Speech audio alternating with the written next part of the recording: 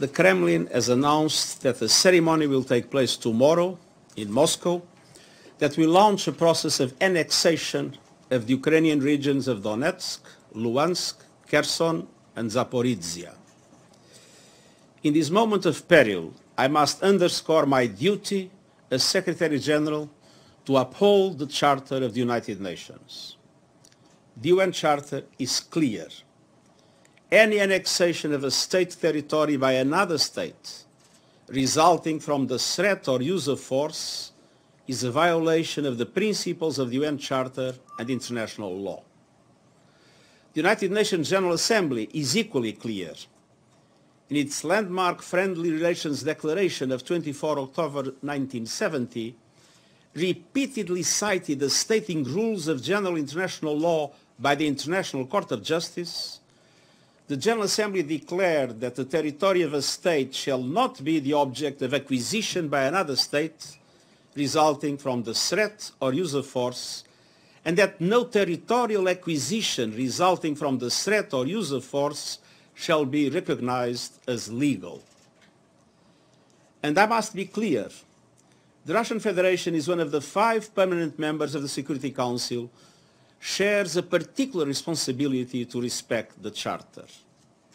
Any decision to proceed with the annexation of Donetsk, Luhansk, Kherson and Zaporizhia, regions of Ukraine, would have no legal value and deserves to be condemned. It cannot be reconciled with the international legal framework. It stands against everything the international community is meant to stand for. It flouts the purposes and principles of the United Nations. It is a dangerous escalation. It has no place in the modern world. It must not be accepted. The position of the United Nations is unequivocal. We are fully committed to the sovereignty, unity, independence and territorial integrity of Ukraine within its international recognized borders in accordance with the relevant UN resolutions.